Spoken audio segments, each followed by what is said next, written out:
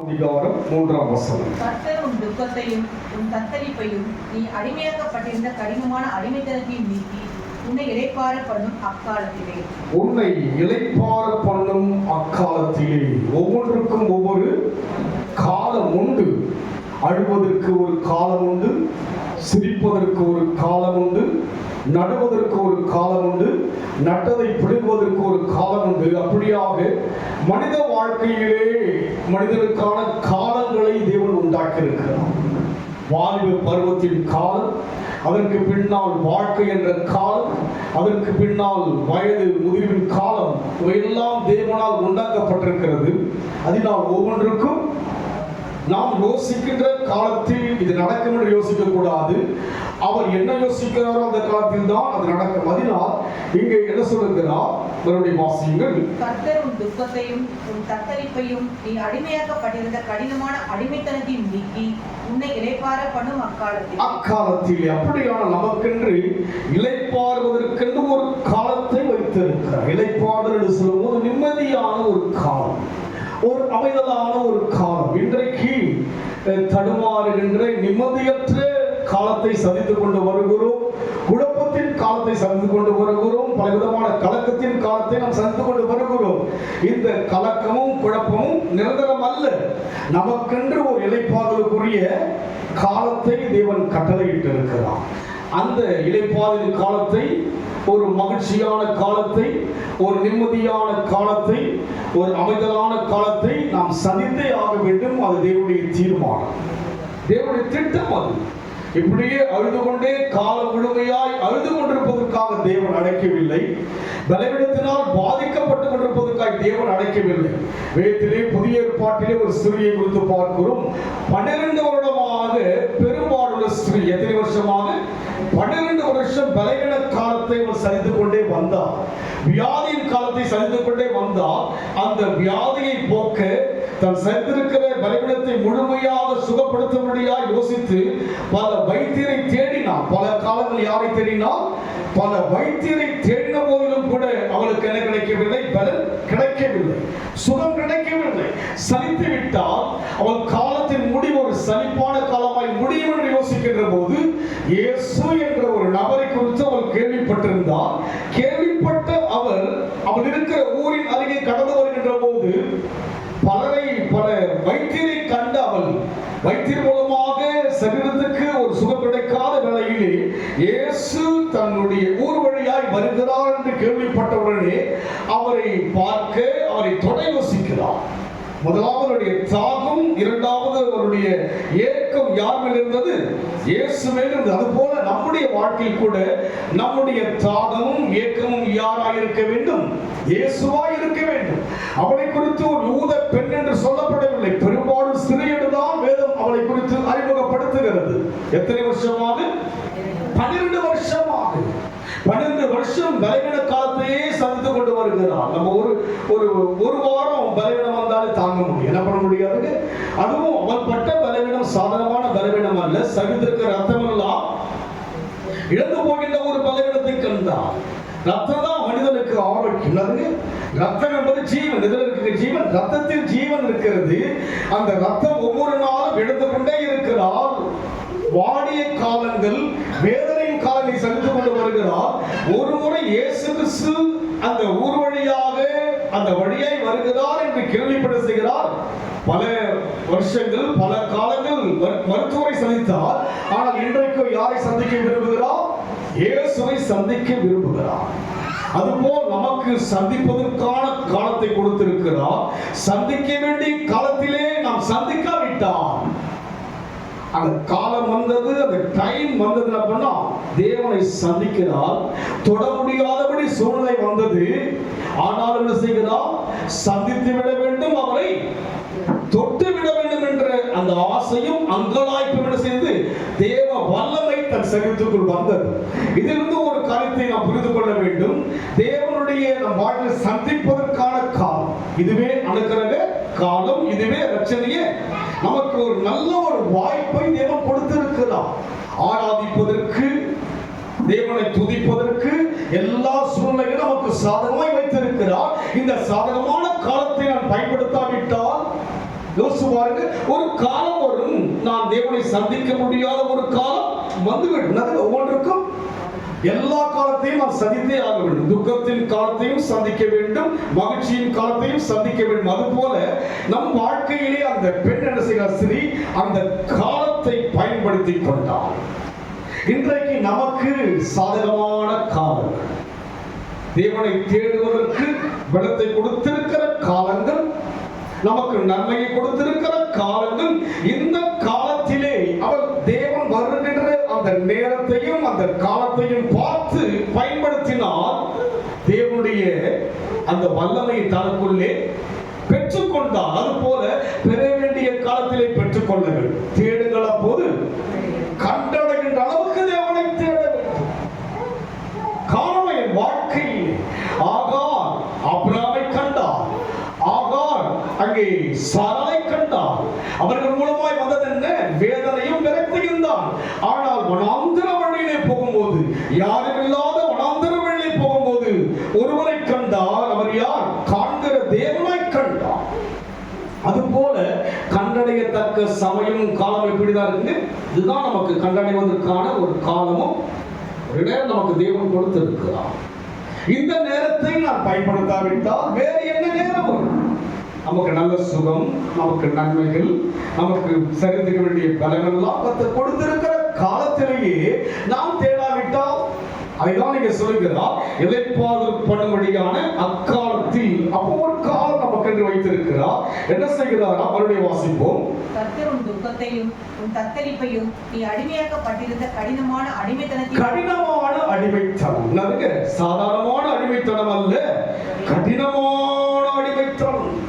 இஸ்ரவேல் மக்களை எகிப்தின் அடிமைத்தனத்திலிருந்து கர்த்தர் மீட்டெடுத்தார். மறுபடியும் ஏசாயாவில் சொல்லப்படுகிறது, கடினமான அடிமைத்தனத்துக்குள்ளாக யாசிக்கப்பட்டு விட்டார்கள்.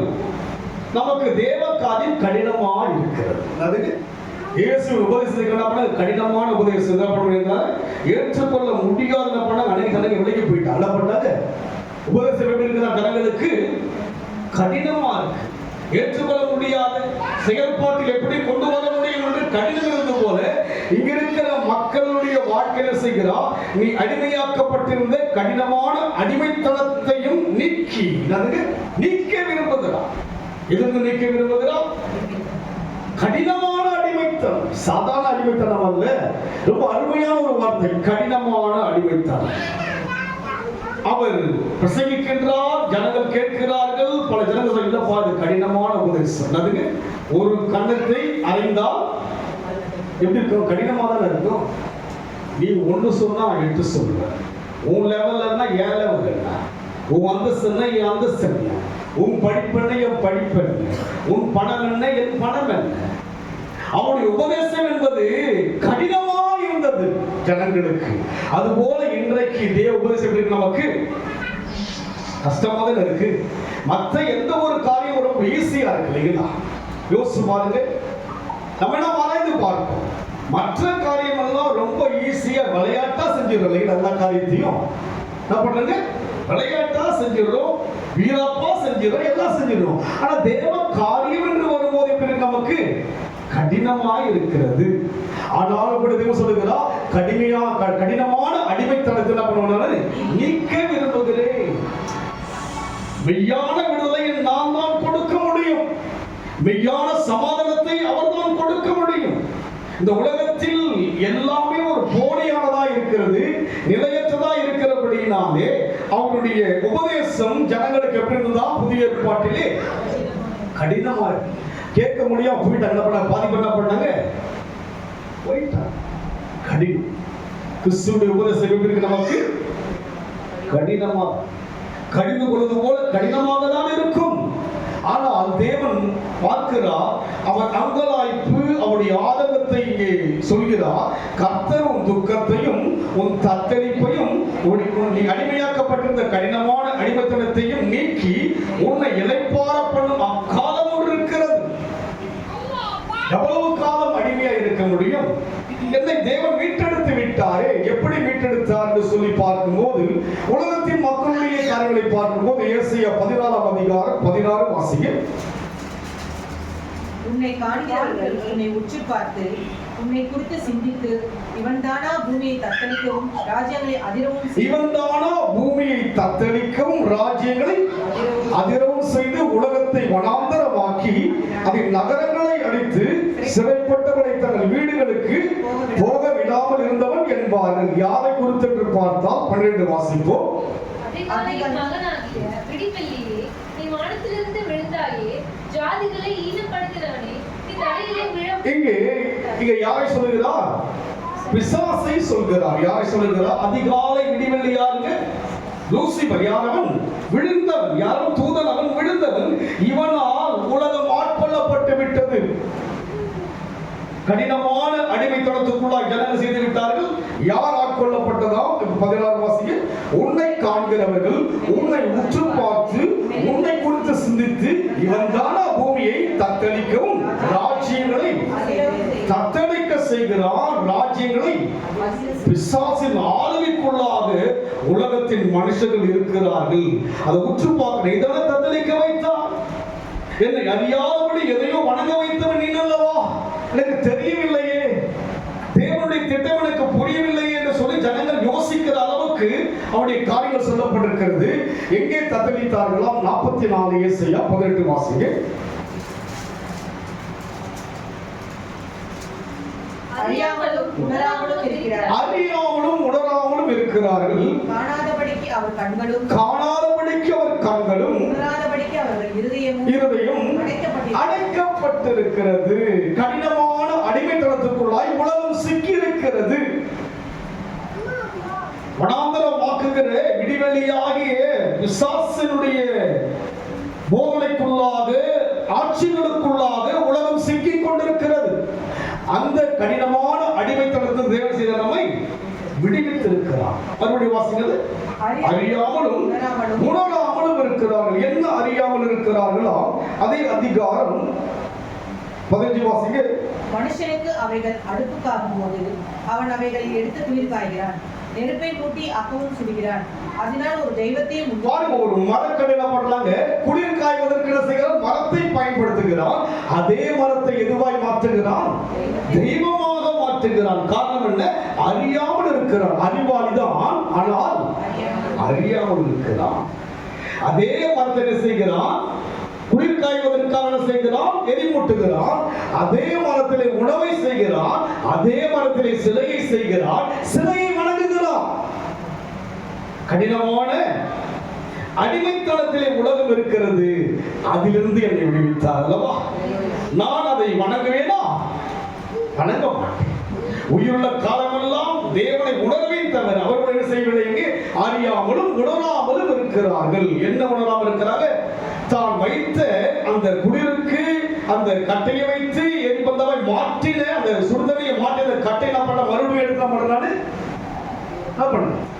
ஒரு சிலையை உருவாக்கி என்ன பண்ற? அதை பணிந்து கொள்கிறேன். அறிவாளிதான். யார் அவன்?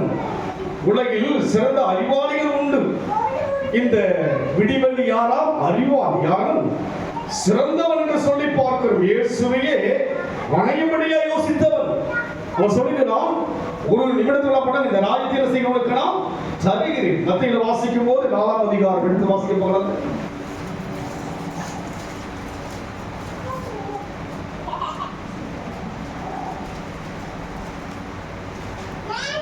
மறுபடியும்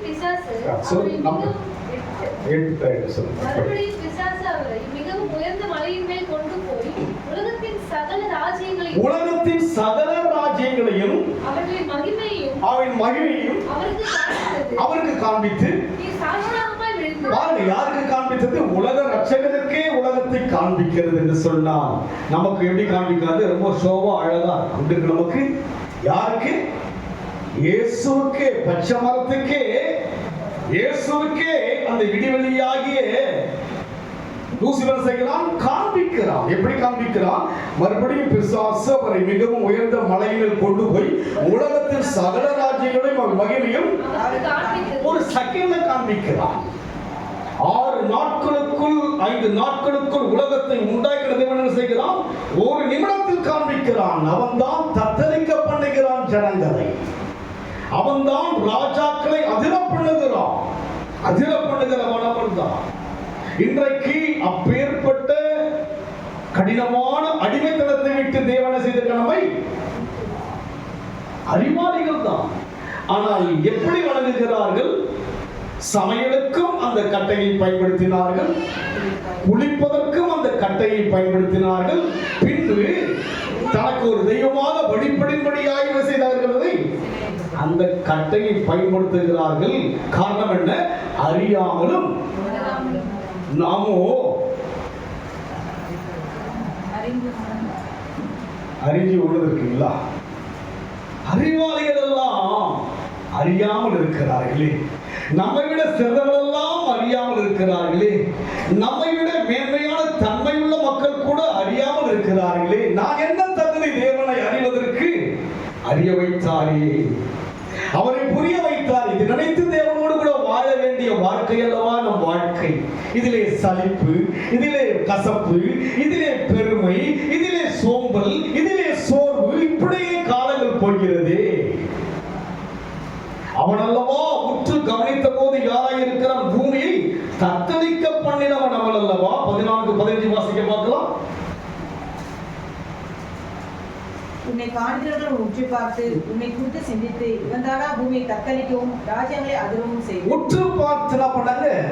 உற்று பார்க்கும் போதுதான் தெரியுது இவன் யார். இவன் அலங்கத்தை கவனித்து அதன் அரண்மனைகளை உற்று பாருங்கள். நாம் யாரை உற்று பார்க்க வேண்டும்? தேவனை உற்று கவனித்து அவரோடு உறவாட வேண்டும். இந்த உலகத்தின் ஜனங்கள் உற்று பார்க்கிறான். இவனல்லவா உலகத்தை தத்தளிக்க செய்தவன், இவனல்லவா இந்த வழிபாட்டிலே கொண்டு வந்தவன். எந்த வழிபாட்டிலே?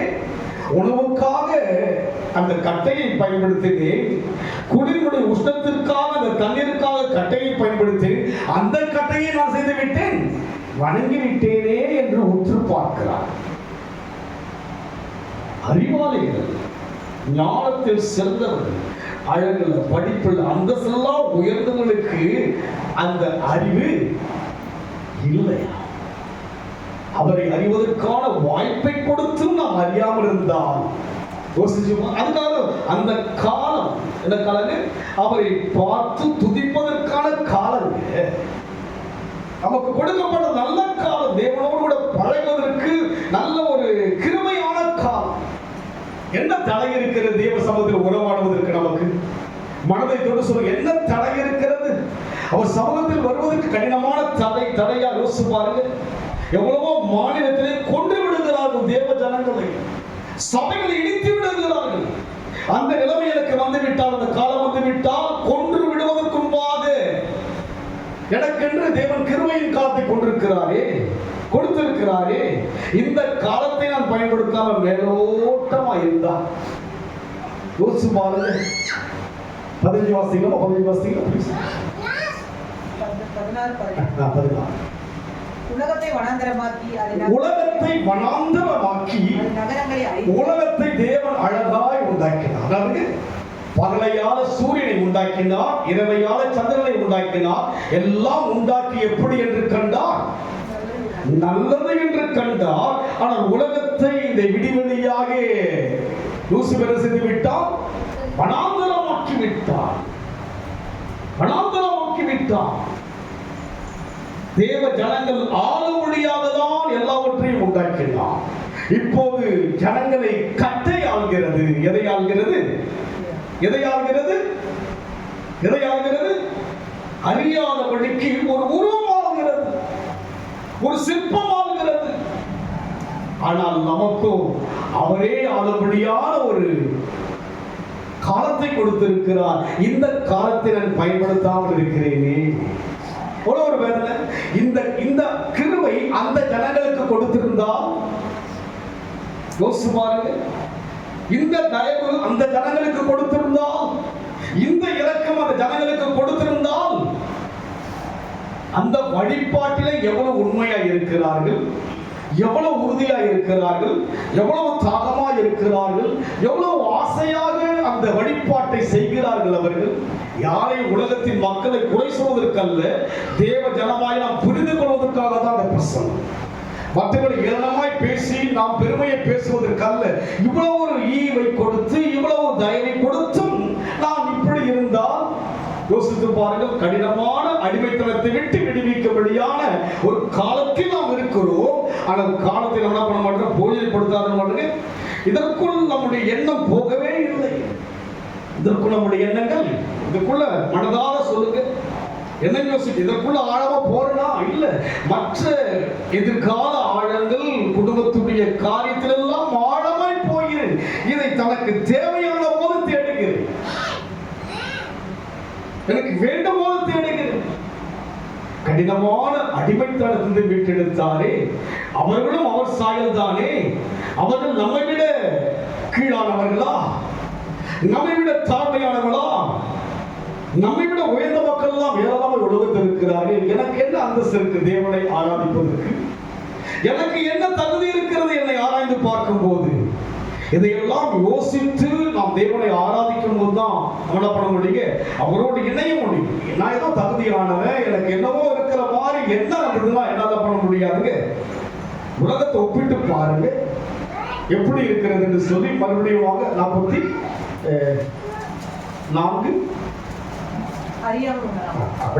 அறியாமலும் உணராமலும் இருக்கிறார்கள். காணாதபடிக்கு அவர்கள் கண்களும் உணராதபடிக்கு அவர்கள் இருதயமும் உணராதபடிக்கு இருதயமும் அடைக்கப்பட்டிருக்கிறது. 2 கொரிந்தியர் 4:4 வாசிங்க.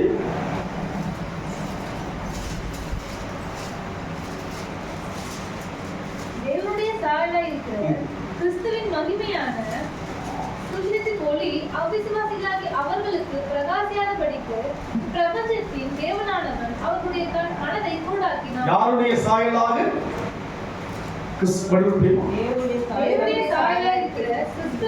தேவனுடைய சாயலாய் இருக்கிற கிறிஸ்துவினுடைய மகிமையானது சுவிசேஷத்தின் ஒளி அவிசுவாசிகள் அவர்களுக்கு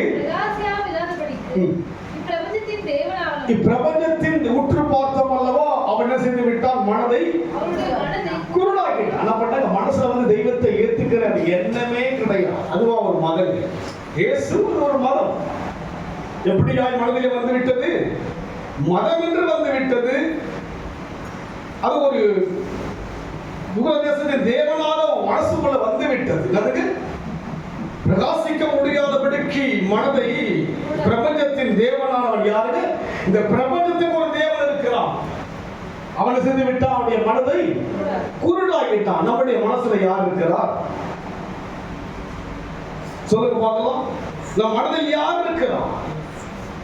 இயேசு இருக்கிறார் அல்லவா? இயேசு யார்? அவர் ஜீவனுள்ளவர் அல்லவா?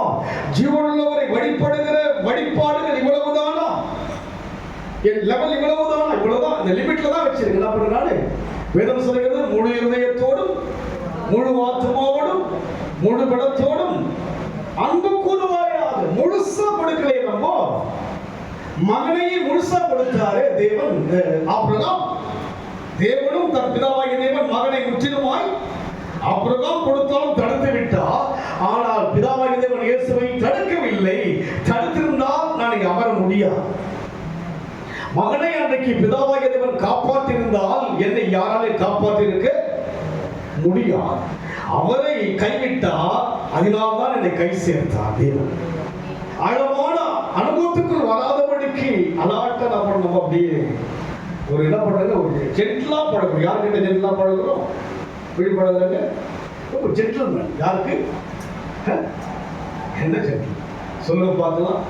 உலகத்துல ஜென்டிலா பழகி என்ன பண்ணுங்க, தூரம் வந்து என்ன பண்ணுங்க, ஜென்டிலா என்ன பண்ணுங்க, அங்க போய் கட்டி அணைச்சிக்கவே கூடாது. என்ன பண்ணாதுங்க, யாரை கட்டி அணைச்சிக்கணும்? இயேசுவை கட்டி அணைத்துக் கொள்ள வேண்டும், அவரை ருசித்து பார்க்க வேண்டும். அதுதான் தேவ அழைப்பு. உலகம் உணரவில்லை, நான் உணர்ந்தும் உணராதபடி இருக்கிறேனே. அதனால்தான் தேவன் சொல்லுகிறார், கடினமான அடிமைத்தனத்திலிருந்து நான் பண்ண போறேன். நானு அவர்கள் கடினம் காரணம் என்ன, உணராமல் இருக்க. நீ உணர்ந்தாய் அல்லவா? நானே வழி என்று உணர்ந்தோமா? இல்லை இயேசு. யாரெல்லாம் இயேசு உணர்ந்திருக்கிறீங்க? உணர்வு இருக்கிறீங்களா? வேறு வழிபாட்டுக்கு உங்க மனசு போகுமா? போகுமா? சொல்லுங்க பார்க்கலாம். இவ்வளவு பார்த்தா போகின்ற மாதிரி இருக்குது. வேற எந்த வழிபாட்டுக்கும் வேறு எந்த காரியத்துக்கும் மனம் இசைந்து போகாது. நான் உணர்ந்தேன். அவர் என்னை தொடுவதை என்னால் உணர முடிகிறது, என்னோட பேசுவதை என்னால் உணர முடிகிறது. நடக்க வேண்டிய வழியில் நடத்துகிற கர்த்தர் அவர் நடத்துகிறார் என்பதை எல்லாம் உணர முடிகிறது. இந்த ஊழியத்தை கர்த்தர் நடத்துகிறார் உணர்வு இருப்பதனால்தான் ஊழியத்தை தொடர்ந்து செய்ய முடிகிறது. என்றால் நானே ஓடிட்டு சொன்னால் ஓட முடியாது. களைத்திருப்பேன், சோர்ந்திருப்பேன், விரக்தியினுடைய எல்லைக்குள் போயிருப்பேன். அவர் நடத்துகிறார். நான் இருக்கிறேன் இல்லையா? யார் இருக்கிறாங்க இல்லையோ, யார் இருக்கிற நான் இருக்கிறோம் கூட. அது போல ஐயா, இது ஒரு ட்ரெயின் பயணமா இருக்கிறதுக்கு எந்த ஸ்டேஷன் வர கூட நாங்க இறங்கி போயிட்டே இருக்கோம். கடைசி வரைக்கும் ட்ரெயின் எங்க போகுது? போக வேண்டிய இடத்துக்கு அந்த அடிப்போக்கர் போல பண்ணங்க வருவாங்க, இறங்கி போயிட்டு இருப்பாங்க. ஆனால் நம்முடைய எச்சரிக்கை தான் இருக்கணுங்க, தேவன் தான். அடிப்போக்கர் போல வரலாம் போகலாம் எல்லாம் நடக்கலாம். ஆனா ட்ரெயின் போக வேண்டிய இடத்துக்கு நம்ம போய்தான். அதுபோல் நம்முடைய வாழ்க்கையிலே அந்த பிரபஞ்சத்தின் தேவனான செய்திருக்கிறவருடைய மனக்கண்களை மனசுல யார் இருக்குது? யார் இருக்கிற மனசு இருக்கிறாரு? இருக்கிறார். மனசார இருக்கிறாரா? அவங்க மனசுல பிரபஞ்சத்தின் தேவனா பண்ணாங்க. இயேசுவை தெரியவே இல்லை. மனசு இருக்கு. இயேசுனா வெறுக்கிற அளவுக்கு அவங்க மனசு இருக்கு. இயேசுனா எல்லா தெய்வத்தோட ஒரு தெய்வங்க நாங்களும் கும்பிடுறோம். நாங்களும் என்ன பண்ணுங்க, அவரை நம்புறோம். நாங்கள் பண்ணுங்க கும்பிடுறோம். நம்ம என்ன பண்ணுங்க, நாங்களும் கும்பிடுறோங்க. நீங்க சொல்றோம் நாங்களும் கும்பிடுறோம். இல்லை இல்லை, நான் என்ன பண்ண மாட்டேன், நான் கும்பிட மாட்டேன். நான் திருஸ்தானமா படுத்துறது. நான் அவருக்கு என்ன பண்ணுங்க, திருஸ்தானமா நான் பணிய வைத்து விடுவேன். எனக்கு இந்த அறிவை கொடுத்தீரே, எனக்கு என்னுடைய மனக்கணை திறந்தீரே. இதை விட வேற என்ன வேணும்? இவரை வழிபடுவதுதான் நம்முடைய வாழ்க்கையா இருக்கு. அந்த வாழ்க்கை கூட வந்துட்டீங்கன்னா உங்க வாழ்க்கை நல்லதா. பிரியமானவர்கள் ஆத்மா வாழ்ந்து போல எல்லாவற்றிலும் வாழ்ந்து சுகமா தான் இருப்பீங்க, சுபிட்சமா இருப்பீங்க. உங்க மனசுக்கு எப்போதும் ஒரு சமாதான நிம்மதி இருக்கும். அதுதான் சொல்லுகிறா, இளைப்பாறுதலை தருவேன். மறுபடியும் 14 கர்த்தர் துக்கத்தையும் உன் தத்தளிப்பையும் நீ அடிமையாக்கப்பட்டிருந்த கடினமான அடிமைத்தனத்தையும் நீக்கி உன்னை இளைப்பாற பண்ணி அக்காலத்திலே இளைப்பாற பண்ணுவார். பாபிலோன் ராஜாவின் மேல் சொல்லும் வாக்கியமாது, ஒடுக்கினவன் ஒடுந்து போனானே, பொன்னகரியே ஒடுந்து போயிற்று. எங்க இருக்கிறாங்க? அடிமைகளாக பாபிலோனிலே இருக்கிறார். அங்குதான் சொல்லுகிறார் தேவன் இயேசுவை கொண்டு சொல்லுகிறார், உன்னுடைய துக்கத்தையும் உன் தத்தளிப்பையும் நீ அடிமையாக்கப்பட்டிருந்த கடினமான அடிமைத்தனம். முதல்ல எங்கிருந்து அடிமையா இருந்த? எகிப்தில் அடிமையா இருந்த. மறுபடியும் வழிபாடுகளுக்குள்ளே நான் சொல்லாத காரியத்துக்குள் அடிமையானபடியினாலே பெரும்படி கடினமான அடிமைக்குள்ள போயிட்ட. வெளியே வர முடியாத, புரிஞ்சிட்டு போனா வெளியே வர முடியாது. ஆனாலும் மதிலையும் விலகி வருகிறான். நாம சொல்லுங்க, புரிஞ்சிட்டு நான் வெளியே போனேன்னா அவ்வளவுதான். புரியாம இருக்கிறதுக்கு வேறங்க. புரிஞ்சிட்டு நான் வெளியே போறேன்னா, அவன் திட்டத்தை விலகி கொள்ளாம நான் விழுந்து போறேன்னா, அது கடினமான அடிமட்டத்துக்குள்ள போயிடுது.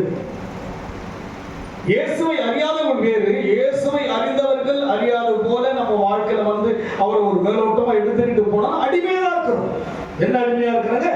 கடினமான அடிமைத்தனத்துக்குள்ள போயிட்டு. ஆனாலும் கர்த்தர் செய்கிறா, நீ பாபிலோன் ராஜாவின் மேல் சொல்லும் வாக்கியமாவது, ஒடுக்கினவன் ஒழிந்து போனாலோ பொன்னகரியே ஒழிந்து போயிட்டு. ஒடுக்கினவன் என்ன பண்ண முடியாது? உன்னை ஒடுக்க முடியாது. ஒடுக்க ஒடுக்க பழகி பெரும்பிங்க. உங்களை ஒடுக்கும்படியான சோதனை எல்லாம் வரங்க.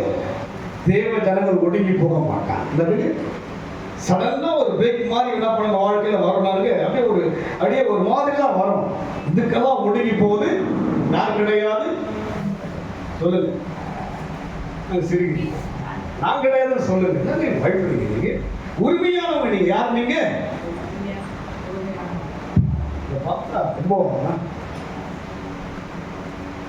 நீங்க தனிப்பட்ட வாழ்க்கையிலே தேவனோடு எவ்வளவு பழகுறீங்களோ அவ்வளவுதான் வெளியே வருவீங்க.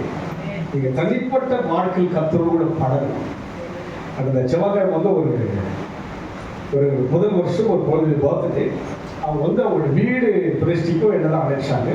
இந்த வீடு அந்த ஓப்பனிங்க்கு நான் போயிட்டு ஜெயிச்சேன். என்கிட்ட தான் கொடுங்க அந்த அவளுக்கு வீட்டு ரிப்பன் கொடுத்து கட் பண்ணாங்க. அவங்க இன்னொரு நல்ல பெரிய சபைக்கு போனாங்க. ஆனால் எனக்கு ஒரு 20 வருஷமா அந்த குடும்பம் பழக்கம். அப்போ இந்த மாதிரி எனக்கு ஃபோன் பண்ணி சொன்னாங்க, பாசிட்டிவ் மாதிரி இருக்கு, நீங்க தான் நடத்தணும். உங்ககிட்ட 1 மணி நேரம் கொடுத்து என்ன பண்ணுவீங்க? உங்ககிட்ட 1 மணி நேரம் கொடுத்துரும். அதுக்கப்புறம் நாங்கள் ஃபங்க்ஷன் இருக்குங்க. அதுக்கப்புறம் இப்போ நான் நெக்ஸ்ட் ஃபங்க்ஷன் நாங்கள் முதல்ல கர்த்தர் யாருங்க? அவங்க சொன்னபடி நம்ம சபை கிடையாதுங்க. போயிட்டு பார்க்குறேன், அவங்க அவ்வளோ அரேஞ்ச் பண்ணி வச்சுட்டு எல்லாமே ரெடியாக இருக்குது. அவங்க சொன்னாங்க, உங்களுடைய நீங்கள் எவ்வளோ நாள் கற்றுனாங்க, நானும் ப்ரொஃபஷனலாக இருக்கேன். முதல்ல ஒரு வீடியோ டேங்கில் பார்த்தேன், பேங்க் பார்த்து ஒரு மாதிரி பார்த்துட்டேன்.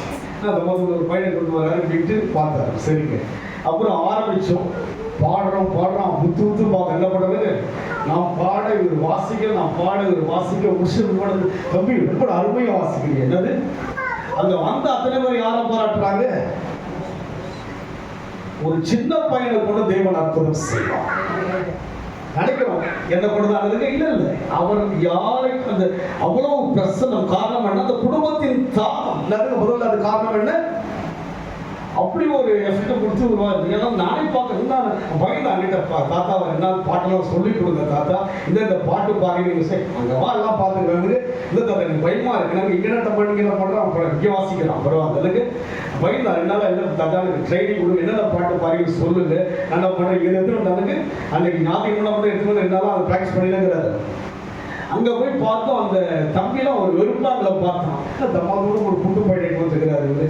இவரே புள்ளமாகிறார், ஒரு குண்டு பையன். என்னது 2 பேரும் பார்க்குறாரு. அதுக்கு ஸ்டைலில் நல்லா அழகாக இருக்கிறாங்க, அழகாக வீடியோ எடுத்துட்டு இருக்கிறோம், நல்லா பண்ணுவான். முடிச்சுட்டு வந்தவனுக்கு நான் பாட ஆரம்பிக்கும் போதே அவன் என்ன பண்ண பார்க்க ஆரம்பிச்சிட்டாங்க. நம்ம என்ன நினச்சின்னா இங்கே ரசித்து உணர்ந்து பாடுறாங்க. அந்த பையனை வந்து பாரு அப்படியே அதில் உள்ளே போயிருக்கிறான்னு என்னை அழைச்சி சொல்கிறாரு, பாஸ்டர் எனக்கு அந்த ராகலாம் தெரியும், கரெக்டாக நம்ம பாயிண்டாக வாசிக்கிறான்னு. உங்கள் ராகத்துக்கு ஏற்ற நான் சொன்னேன், எனக்கு அவன் தான் யாரு, எனக்கு யார் வந்தால் காரணம் என்னன்னு சொன்னால், நாம் தேவனுக்காக தாகத்தோடு இருந்தால் எல்லாவற்றையும் தேவன் பொருட்படுத்திக் கொள்வார். மருந்து போறது எதுவும் அவசியம் கிடையாதுங்க. தேவனுக்கு தாகமா இருந்தா போதும், யாரையும் பயன்படுத்தும். அதனால் நீங்கள் விசேஷமான ஜனம். கடினமான அடிமைத்தனத்தை விட்டு நீக்குகின்ற காலம் வருகிறது. அப்ப கடினமா என்ன பண்ணக்கூடாதுங்க, தேவசன கடினமா எண்ணக்கூடாது. என்ன பண்ணுங்க, சொல்லும் கேட்கணும். என்ன பண்ணுங்க, சொன்னா கேட்கணும். நான் சொல்றேன்னா அதெல்லாம் நடந்து தேவன் சொல்வதை கேட்க வேண்டும் என்று சொன்னால், அதை 44 வாசிக்கும் போது 28, 29, 25, 26, 44, 25, 26. நான் கட்டுக்கதைக்காரரின் குறிகளை அபத்தமாக்கி குறிசொல்லை நிர்மூலராக்கி ஞானிகளை வெட்கப்படுத்தி பைத்தியமாக்க பண்ணுகிறவர். நான் என் ஊழியக்காரின் வார்த்தையை, ஆமா ஊழியக்காரர் என்ன சொல்கிறாரோ அந்த வார்த்தையை நிலைப்படுத்துகிறார். என்னை தேவன் சந்திக்காவிட்டால் நீங்க என்ன சந்திச்சிருக்க முடியாது இல்லைங்களா? என்னை சந்திக்காவிட்டால் நீங்க சந்திச்சிருப்பீங்கன்னா சொல்லுங்க பார்க்கலாம். வேற எங்கே இருந்திருக்கலாம். என்னை சந்தித்தால் என் மூலமா உங்களை சந்தித்தார். தேவன் ஒரு வழியை உண்டாக்குனாங்க. இந்த வழிதான் இப்படித்தான் நம்மை வளர்ச்சிக்குள் கொண்டு போக விரும்புகிறபடினாலே அவர் சொல்லுகிறார், நான் கட்டுக்கதைக்காரரின் குறிகளை அபத்தமாக்கி. அபத்தமாக்கினாங்க, பொய்யாக்கணுங்க. கட்டுக்கதைக்காரின் குறிகளை அபத்தமாக்கி குறிசொல்லியரை நிர்மூலராக்கி ஞானிகளை வெட்கப்படுத்தி அவர்கள் அறிவை பைத்தியமாக்க பண்ணுகிறது. பைத்தியமா தலையை சொல்லி ஒன்னா பண்ணாலும் ஒரு பைத்தியம் விஷயமா இருக்குது. உங்களுக்கு பைத்தியெல்லாம் பிடிக்காது. ஆமென் சொல்லுங்க பார்க்கலாம். உங்கள் வாழ்க்கையிலே தேவன் தன்னுடைய சபை மூலமாக ஊழியக்காரனை செய்கிறார். நான் என் ஊழியக்காரின் வார்த்தையை நிலைப்படுத்தி என் சனாதிபதியின் ஆலோசனை நிறைவேற்றுவான். அவன் என்ன ஆலோசனை செய்கிறார் நிறைவேற்றுவான். அதனால் நம் வாழ்க்கையிலே கடினமான அடிமைத்தனத்தை விட்டு கர்த்தர் விடுவிக்கின்ற ஒரு காலம் வந்து விட்டது. நீங்கள் உபதேசத்தை கடினமா எண்ணாதீங்க. கேட்பதை யாரோடு பேசுகிறார் என்று நீங்கள் எப்ப பார்த்தாலும் குறை சொல்லே இருந்தா இல்லப்பா முகலாம் கோபமா. கோபம் என்ன கிடையாது. கோபம் எதுக்கு கோபம்? நான் இங்கே வந்து உட்காந்தாலே நான் ஆண்டவருக்கு சொல்லுவேன், எனக்கு யாரு மேலே என்ன பண்ணுது. நான் இப்போ சொல்லிட்டேன், நீங்கள் போன வாரமே நீங்கள் எப்படி லேட்டாக வந்தாலும் சரி, அது என்ன பண்ண மாட்டேன், நான் பற்றி பேசவே மாட்டேன். என்ன பண்ண மாட்டேன், ஜூன்ல இருந்து இந்த டைமை பார்த்து நான் பேச மாட்டேன். என்ன பண்ண மாட்டேன். உங்கள் கிரிகளுக்கு தக்க பலன் உங்கள் சூழலை எனக்கு தெரியாது இல்லைங்களா? நீங்கள் எவ்வளோ கஷ்டப்பட்டு எப்படி வரீங்கன்ட்டு கத்தர் ஒருவருக்கு தான் தெரியும். எனக்கு என்ன தெரியாதுங்க. எழுதுகிறதுக்கு எவ்வளோ கஷ்டம் யாருக்கு தெரியும்? சொல்லுங்க. யாருக்கு தெரியும்? சொல்லுங்க. உங்களுக்கு என்ன தெரியும்? பாஸ்டர், நான் எழுதுகிறதே கஷ்டம், எழுதுகிறதே.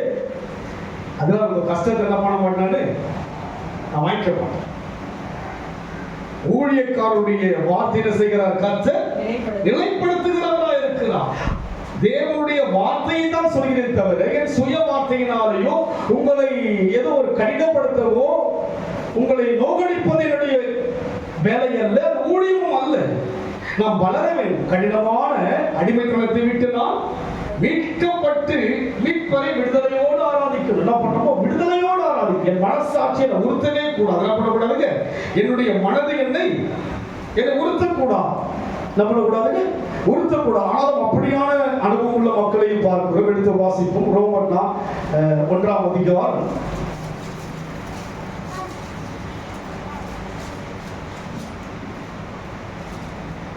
21 வாசிங்க. அவர்கள் தேவனை அறிந்தும் அவரை தேவன் என்று மையப்படுத்தாமல் ஸ்தோத்திரியாமல் இருந்து தங்கள் சிந்தனைகளினாலே வீணரானார்கள். அவர்கள் தேவனை அறிந்தும் எவர்கள் தேவனை அறிந்தும்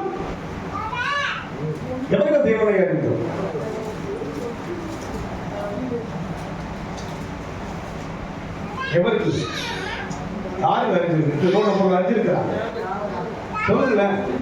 நானும் என் வீட்டாரும் என்றால் எவ்வளவு ஒரு பாக்கியத்தை பெற்றிருக்கீங்க நீங்க. அறிந்தவர்கள் தான் அறிந்தும் அவரை தேவன் என்று மையப்படுத்தாமல் ஸ்தோத்திரியம். அப்படின்னா தேவனை மையப்படுத்தணும். இரண்டாவது ஸ்தோத்திரிக்கணும். ஆமென் சொல்லுங்க. ஸ்தோத்திரம் எப்போ வரும்? துதிக்கும். துதி எப்போ வரும்? துதிச்சு ஜெபம் பண்ணிட்டு அதுக்கப்புறம் எதுக்கு வரணும்? பாட்டுக்கு வரும், ஆராதனைக்கு வரும். அதுக்கப்புறம் தான் பண்ணுங்க, வசத்துக்கு வரும் இல்லைங்களா? அப்ப நம்ம வாழ்க்கையில ஸ்தோத்திரிக்க ஆரம்பிக்க வேண்டும். நம்ம வீட்டுல எவ்வளவுக்கு எவ்வளவு ஸ்தோத்திரம் பண்றோமோ அப்ப என்ன பண்ணுங்க? நமக்குள்ளாக அந்த ஸ்தோத்திரத்தினுடைய காரியம் வந்து வளர்ந்துகிட்டே வரும். அப்ப என்ன பண்ணுங்க? நம்ம ஸ்தோத்திரிப்பதற்கு என்ன பண்ணுவாங்க? ரெடி ஆயிடுவோம். ஸ்தோத்திரிப்பதற்குரிய வழிமுறைகள் தெரியாது. ஸ்தோத்திரத்தினால என்ன பண்ணுங்க? கிருபை பெறுகிறது. ஸ்தோத்திரத்தினால கிருபை, ஸ்தோத்திரத்தினால அவருடைய பிரசன்னம் பெருக ஆரம்பிக்கும். அதனால் நம் வாழ்க்கையிலே ரோமர் என்ன சொல்லுகிறார்? அவர்கள் தேவனை அறிந்திருந்தும் அவரை தேவன் என்று மையப்படுத்தாமல் ஸ்தோத்திரியாமல் இருந்து தங்கள் சிந்தனையினாலே வீணரானார்கள். என்ன ஆயிட்டாங்க? எங்க வீணாயிட்டாங்க? சிந்தையில முதலாட்டாங்க. அதுக்கு அவங்க எங்க முதல்ல எங்க போகும்? சிந்தனைக்கு தான் போகும். சிந்தனைக்கு அப்புறம் தான் பண்ணுங்க செயல்ல. சிந்தனை செய் மனம். என்னது? சிந்தனை எங்க வரும்? சிந்திச்சாதான் மனம் வரும். சிந்தனைக்குள்ளே நான் வீணாயிட்டேன்னா அதை செய்ய முடியாது. செயலை கொண்டு வர சிந்தையை கெடுக்குது. என்ன பண்ணுங்க? மையப்படுத்த கெடுக்குது. அவர்கள் தான் கெட்டு போனார்கள். எவர் தான்? உலகத்தின் மனுஷன் தான் கெட்டது செய்து விட்டார்கள். ஆகாரம் செய்கிற கட்டையை செய்து விட்டார்கள். தெய்வம் மாத்திட்டாங்க. அவர்கள் முழுமையை கெட்டு போனார்கள். நானும் அறிந்து கெட்டு போகிறேன். அதுதான் அவங்களுக்கு எனக்கு உள்ள வித்தியாசம். அவர்கள் தெரியாமல் கெட்டு போனார்கள். நானோ தெரிஞ்சவன். யாரை தெரிந்தவர்? என் மீட்பர் உயிரோடு கூட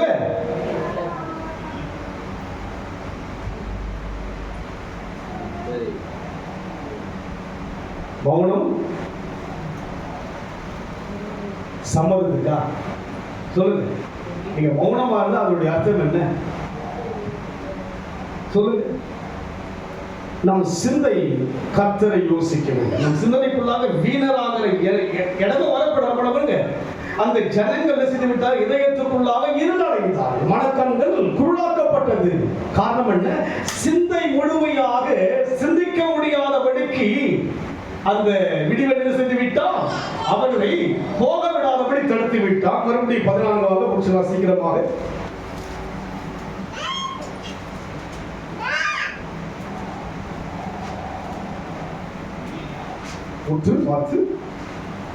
உன்னை நாடினவர்களை நீ உற்று பார்த்து உன்னை குறித்து சிந்தித்து இவன்தானா பூமியை தத்தளிக்க உன்னை குறித்து சிந்தித்தார்கள். என்ன பண்ணாங்க? இவன்தான் என்று யோசித்தார்கள். கடைசியா சிந்திக்கும் போது யாரா இருக்கிறான் இவன்? இவன்தானா இவன் தானா பூமியை தத்தளிக்கவும் ராஜ்யங்களை அதிர்வும் செய்து உலகத்தை வனாந்தரமாக்கி அதன் நகரங்களை அழித்து சிறைப்பட்டவர்களை தங்கள் வீடுகளுக்கு போக விடாமல் இருந்தவன் இருப்பார்கள். எங்க போகணுமோ பரலோகமே என் சொந்தம். என்னது? எந்த வீட்டுக்கு போகணுமோ?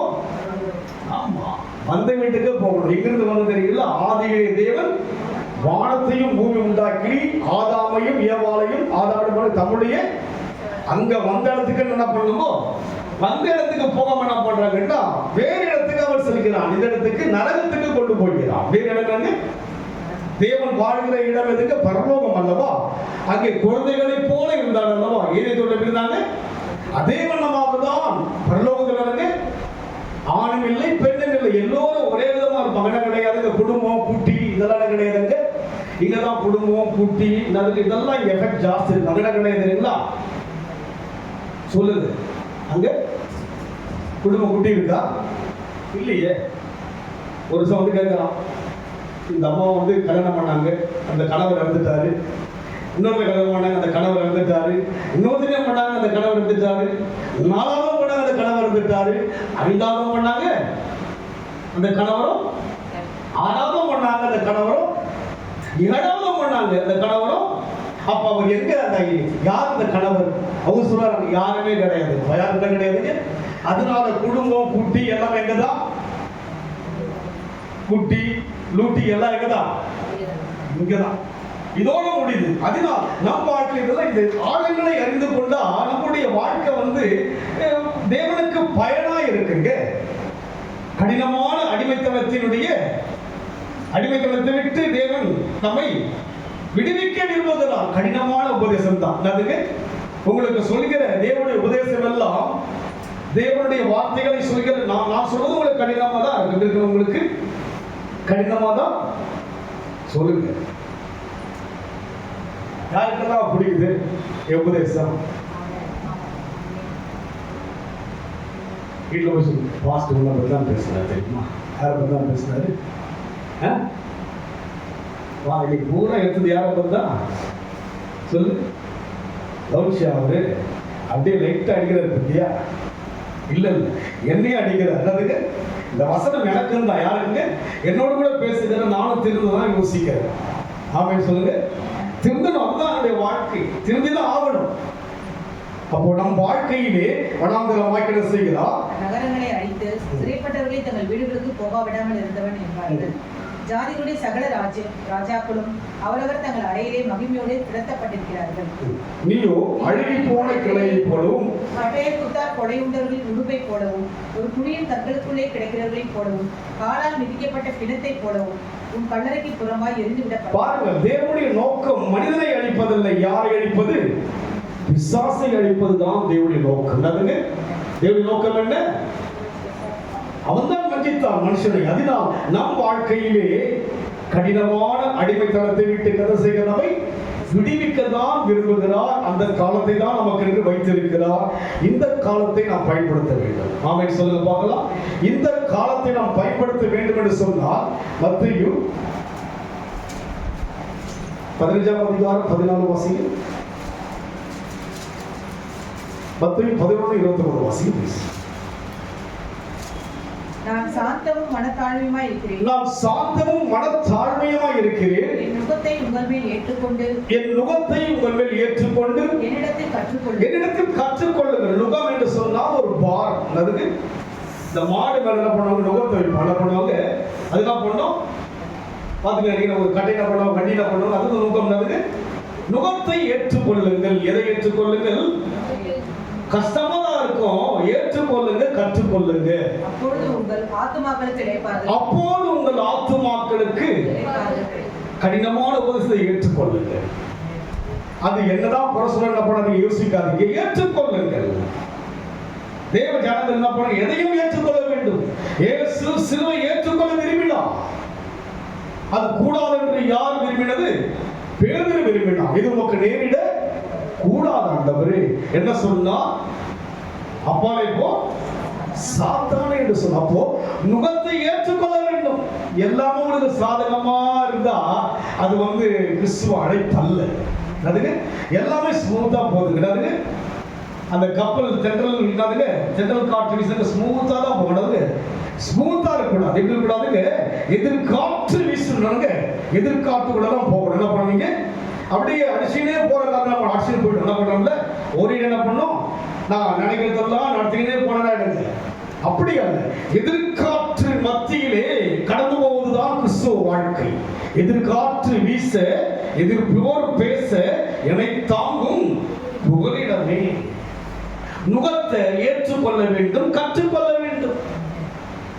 அப்போதுதான் கடினமான அடிமைத்தனத்தை விட்டு வெளியே. அதனால நான் யாரையும் திட்டணும் நினைக்காது. அதுதான் என்னுடைய மகன் அப்படி சொல்லிச்சு, என்னுடைய முகலாம் வந்து கோபமா வச்சுக்கிறீங்க. நான் வீடியோல பார்த்து அப்படி ஒன்றும் கோபமா எனக்கு அப்படி ஒன்றும் தெரியல. இயேசுவே சொல்லுகிறார், நான் சாந்தமும் மனத்தாழ்மையுமா இருக்கிறேன். நான் சாந்தமுள்ளவன் தான், மனத்தாழ்மையுள்ளவன் தான். தேவன் யார் தான்? அவர் சாந்தமுள்ளவர் தான். ஆனால் கொஞ்சம் என்ன பண்ணீங்க, நுகத்தை கொஞ்சம் என்ன பண்ணுங்க, அட்ஜஸ்ட் பண்ணி தான் போனதவரை இல்ல நான் சொல்லுதான் நான் ஆணையிட்டால் அதெல்லாம் நடக்காது. என்னதுங்க, அதெல்லாம் நடக்காது. ஆண்டவர் என்ன நினைக்கிறாரோ, என்னுடைய உலகம் சொல்றாங்களா, நினைப்பதெல்லாம் நடந்து விட்டால் தெரியாது இல்லை உங்களுக்கு. நாங்களாவது அப்படி கத்தி கத்தி பாடுவோம். அதுக்கு பக்கத்துல தெரியலாம் என்ன பண்ணுவேன், இந்த ஒளிய பாது என்ன பண்ண வந்து என்ன பண்ண அடுத்த நாள் என்ன பண்ண பாட்டை பாடி என்ன பண்ணுவேன், ஒளி நடக்குறீங்களா, அதை அந்த பாட்டை நல்லா கேட்டு என்ன பண்ண கேட்டு அதை அப்படியே பாடும். என்ன பண்ணாங்க, அது போல உங்களுக்கு எதுவும் அந்த பாடலாம் தெரியாது போல. இப்போ லேட்டஸ்ட் பாட்டுலாம் தெரியும் நினைக்கிறேன். அதுக்கு இப்போ லேட்டஸ்ட்லாம் எனக்கு தெரியாது. இந்த பழைய பாட்டு தான் ஓரளவுக்கு நினைவில் இருக்கு. அதனால நினைப்பதெல்லாம் அப்ப இதுக்கு தெய்வம்.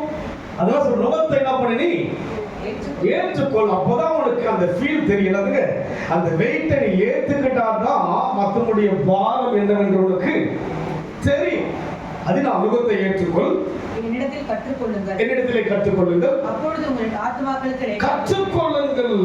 அமர்ந்திருந்து நானே தேவன் என்று அறிந்து கொள்ளுங்கள். போனோம், போக வேண்டிய தூரம் வெகு தூரம் இருக்கு. இன்னும் கற்றுக்கொள்ள வேண்டிய காரியம் எல்லாம் நாம் சொல்லுங்க. நான் கற்று தேறினவன் அல்ல, கற்றுக்கொண்டே இன்னும் கடுகளவு தான். அவர் அன்பை கடுகளவு தான் உணர்ந்திருக்கிற, இன்னும் போகணுமே. அது கடலை விட ஆழம் அல்லவா, அது வானத்தை விட உயரம் அல்லவா, அறிவு கட்டாத அன்பு அல்லவா. அறிவதற்காக நுகத்தை நான் ஏற்றுக்கொள்ள வேண்டும். அதுக்கு எல்லாமே கண்ணமுன்னா அப்படியே எல்லாம் வந்து இறங்கினா இறந்தார்.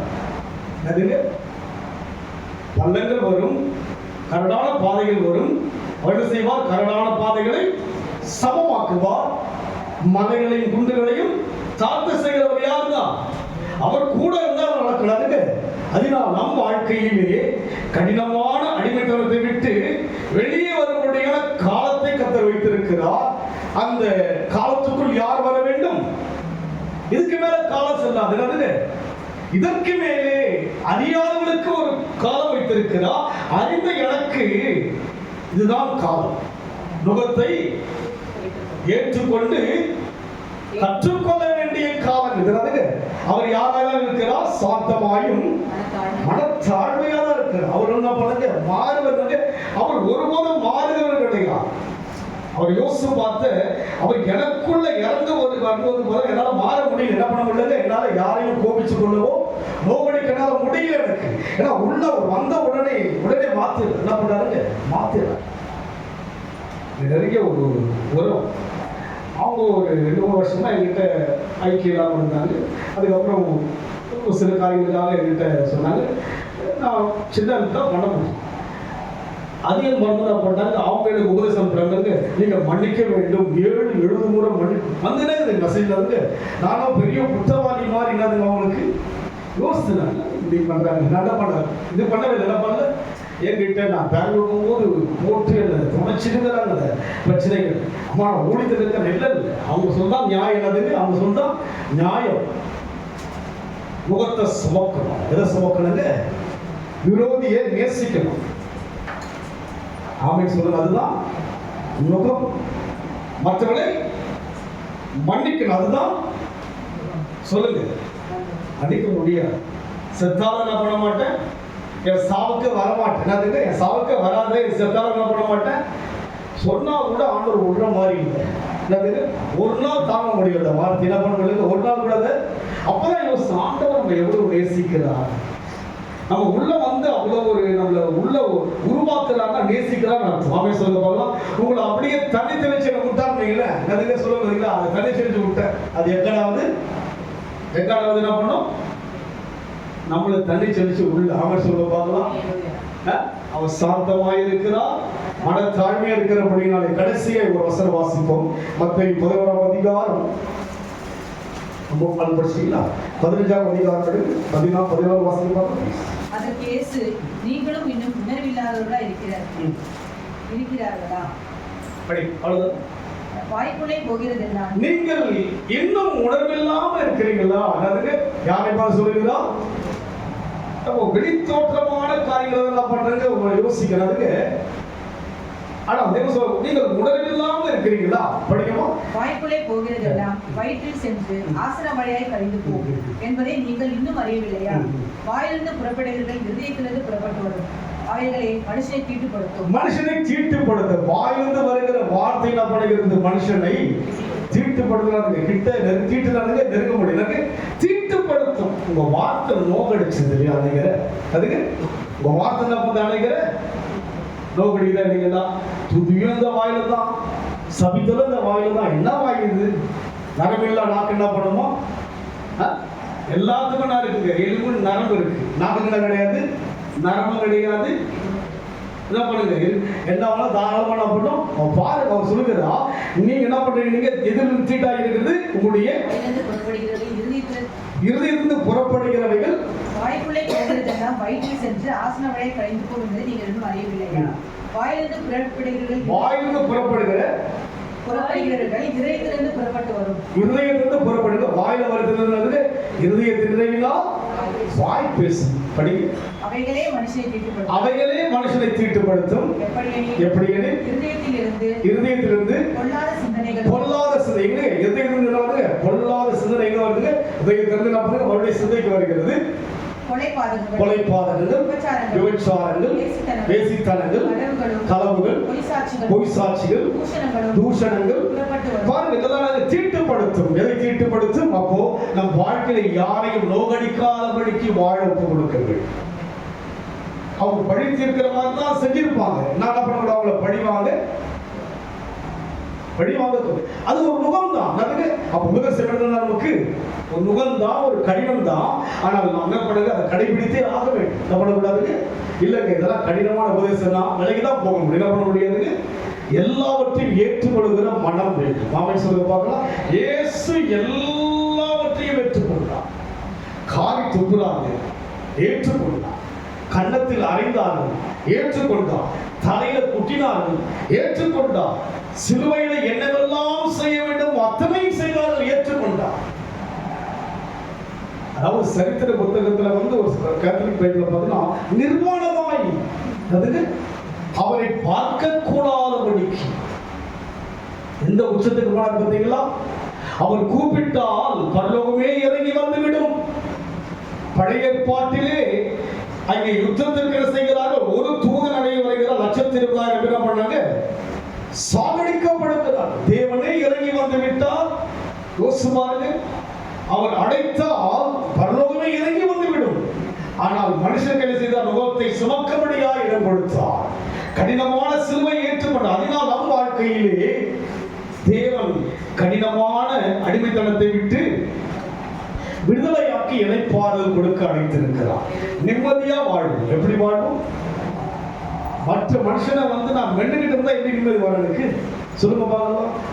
ஐட்டம் பார்க்கலாம், அவங்கள போட்டு மெல்லு என்ன பண்ணலாமோ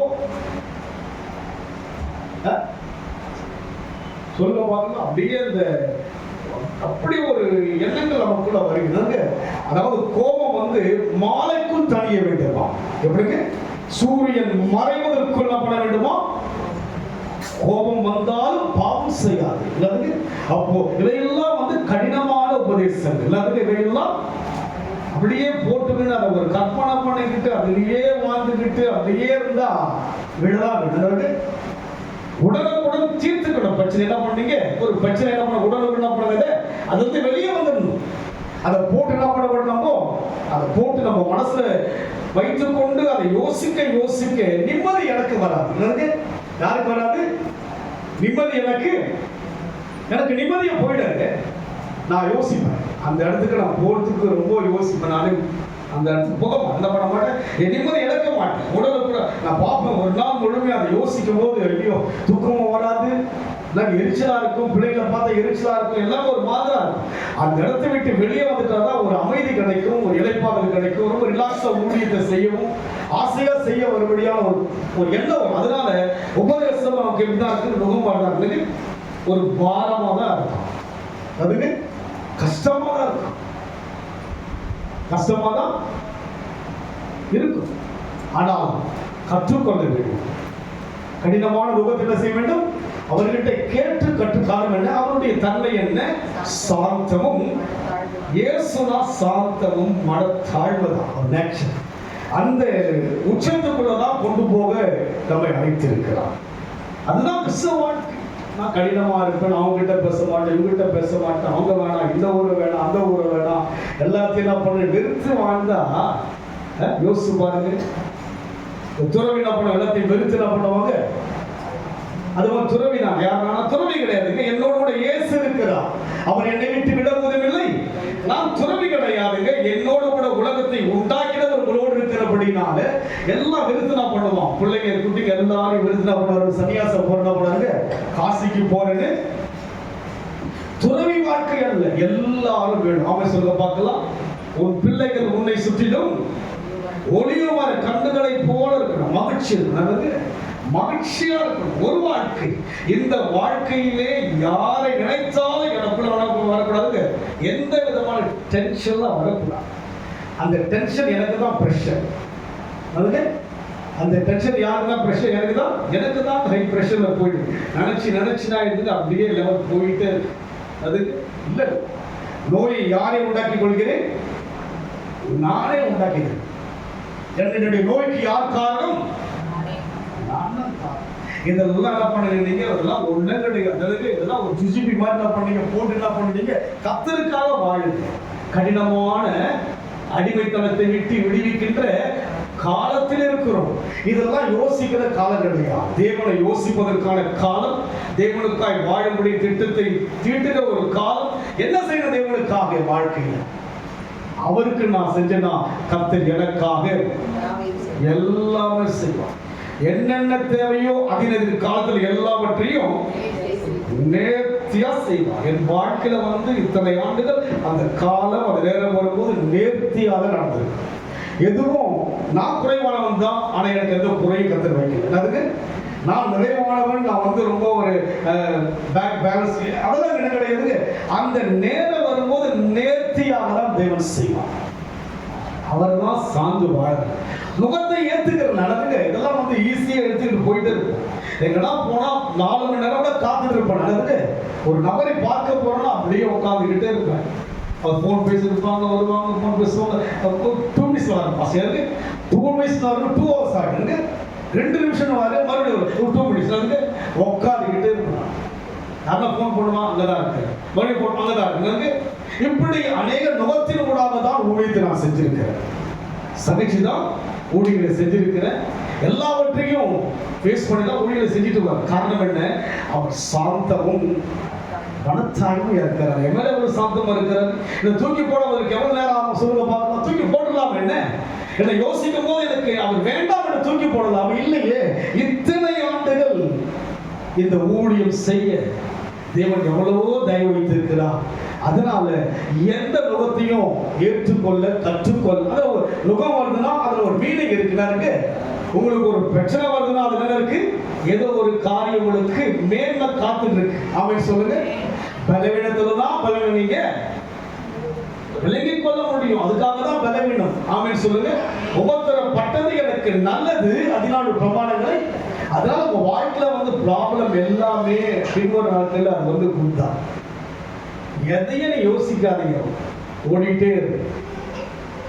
ஓடிட்டே இருப்போம், கர்த்தருக்காக ஓடிக்கொண்டே இருப்போம். என்னென்ன விதத்தில் அவருக்கு எந்தெந்த பங்கு நம்ம செய்ய வேண்டுமோ அதை செய்து கொண்டே இருப்போம். கர்த்தர் நம்முடைய கடினமான அடிமைத்தனத்தை விட்டு நம்மை விடுவிக்க வந்துவிட்டார்.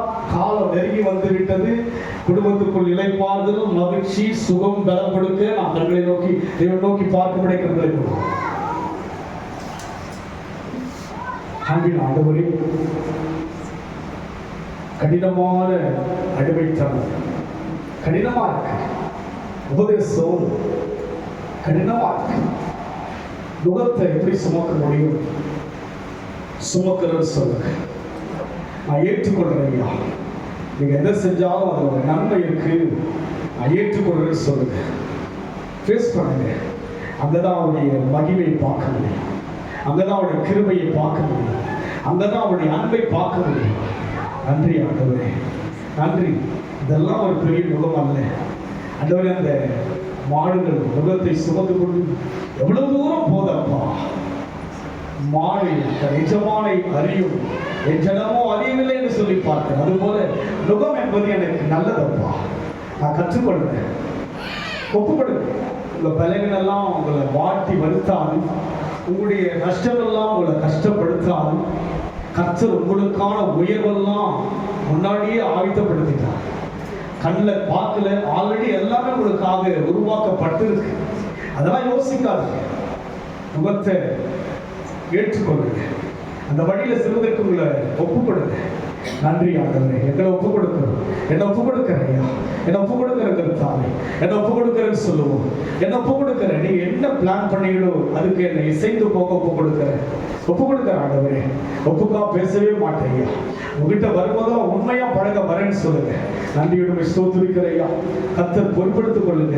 என்னுடைய ஆண்டவரே கர்த்தாவை கடினமான அடிமைத்தனத்தை விட்டு விடுவிப்பதற்காய் ஸ்தோத்திரம். என்னுடைய சுயநலமாய் சாகட்டும் இயேசுவின் நாமத்தினாலே. என் சுயம் சாவதான்.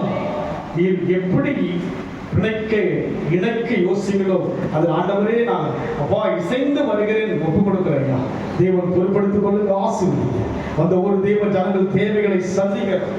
எல்லா விதமான ஆண்டவரே தேவைகளையும் பூர்த்தி செய்கிறார். அதிசயத்தை காணப்படுவன் சொன்னீங்க. அதிசயத்தை காணப்படுகின்ற காரியத்தை நீங்க செய்ய போவதற்கு சோதனையா. பலவீனங்கள் எல்லாம் விலகுவதாக நாங்கள் பலமடைந்து தீயோ ஆண்டவரே சீயோனிலே தேவ சன்னிதானத்திலே காணப்பட முடியாத பலத்தின் மேல் பலமடையும். பலவீனங்கள் எல்லாம் இயேசுவின் நாமத்தில் விலகுவதாக என்று சொல்லுங்க. தீர்மானம் பண்ணுங்க. என்ன பலப்படுத்துங்க, உமக்காக எழுப்புறேன்னு சொல்லுங்க. அப்பதான் கர்த்தர் செய்வார். உடன்படிக்கை செய்யணும். கர்த்தர்கிட்ட வரும்போதெல்லாம் ஒரு சரி வரும்போது உடன்படிக்கை செய்து மறுபடியும் அவருக்குள்ள இணைந்து போகணும். நன்றியோடு துதிக்கிறையா. அனுபவத்தை நடத்துங்க. பெரிய கடை செய்யுங்க. இயேசுவின் நாமத்தில் பிதாவே. என் ஆத்துமாவே கர்த்தரை ஸ்தோத்திரி, என் உள்ளமே நாமத்தை ஸ்தோத்திரி. என் ஆத்துமாவே கர்த்தரை ஸ்தோத்திரி. கர்த்தர் செய்த சகல உபகாரங்களையும் மறவாதே. நம்முடைய கர்த்தராகிய இயேசுவின் கிருபையும் பிதாவாகிய தேவனுடைய அன்பும் பரிசுத்த ஆவியானவரின் ஐக்கியமும் நம் அனைவரோடும் கூட கர்த்தர் வருகை மற்றும் என்றென்றைக்கும் இருப்பதாக. ஆமென். கர்த்தர் ஆசீர்வதிப்பாராக.